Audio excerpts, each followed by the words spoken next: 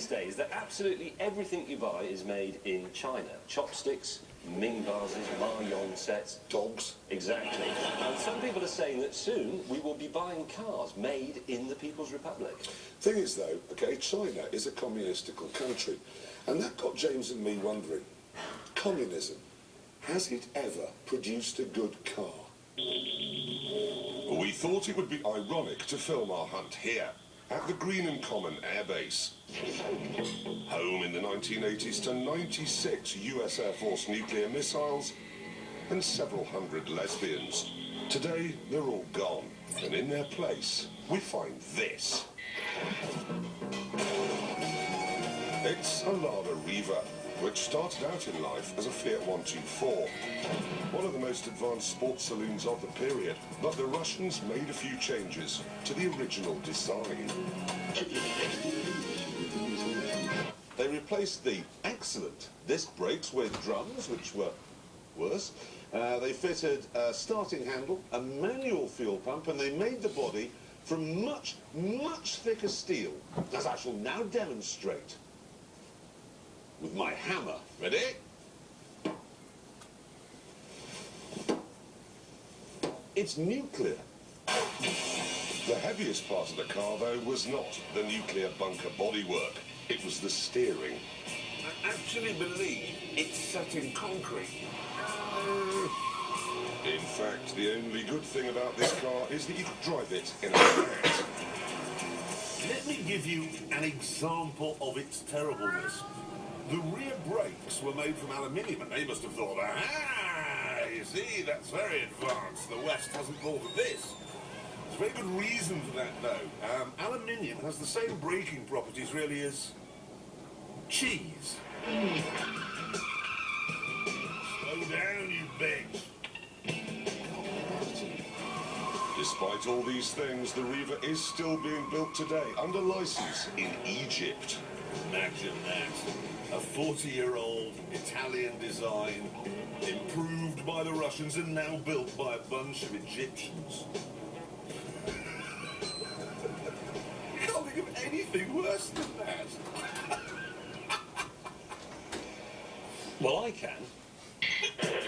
You see, the Lada was not the only car to come from the Soviet Union. There were hundreds of the damn things. Gazes, Vazes, Zills, Hizzes, Zazzes, and this, the Moskvich 408. Now, this car was originally launched at the 1964 British Earls Court Motor Show, and it was Communism's response to our very own people's car, the Mark I Cortina. And as you'd expect, the Moskvich was very cheap, just £679. The Cortina was a whole pound more expensive. The gearbox is sloppy, the suspension is bouncy, the steering is very heavy and yet very vague. And just listen to the noise when you hit 40.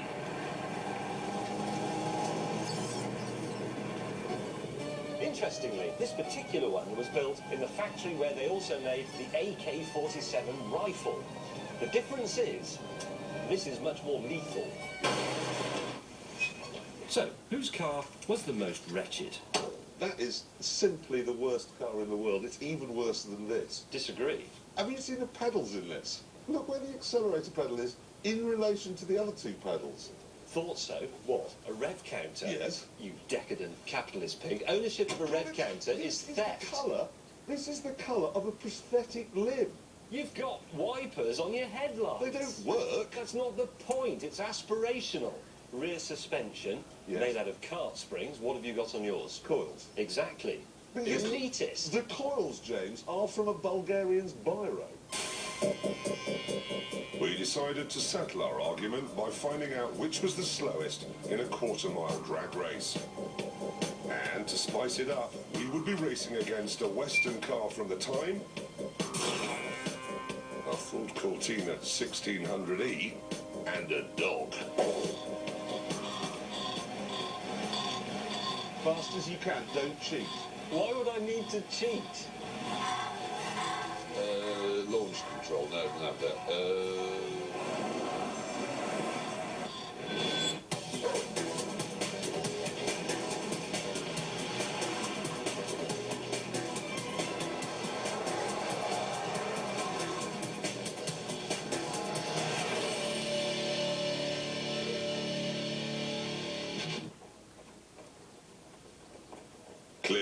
collie cars would be a while.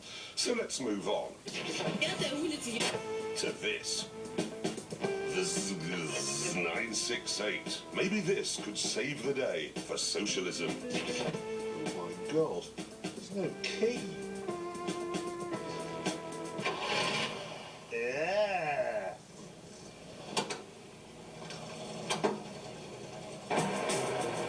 Interestingly, the Zappo was rear-engine, so it was exactly the same as a Porsche 911. Except for one thing. Look at this. Under the carpet here, in the passenger footwell, there's a little flap. You open it and there's a hole. The idea is that you park your car on a frozen lake, cut a hole in the ice, drop your fishing line through the hole, plug in your interior lamp, like that, and then you hang that up and you can sit back and do an evening's fishing. Not even a Maybach has this. Better still, the Zappo 968 was available with a choice of trim levels. Unusual in a single-party state. This is the standard 968, okay? What do you suppose the 968B2 was? It was an estate version. No, that was for people who had the use of only one foot. Ah. 968B. That's the least of its problems. 968B. Twin carb. Nope, for people who didn't have the use of either foot. 968A. People with 1 foot and 2 hands, but one of them's frozen. No, that was the one with the 0.7 litre engine. Wow. Oh, how do you like that, Slow? Come on, get out of my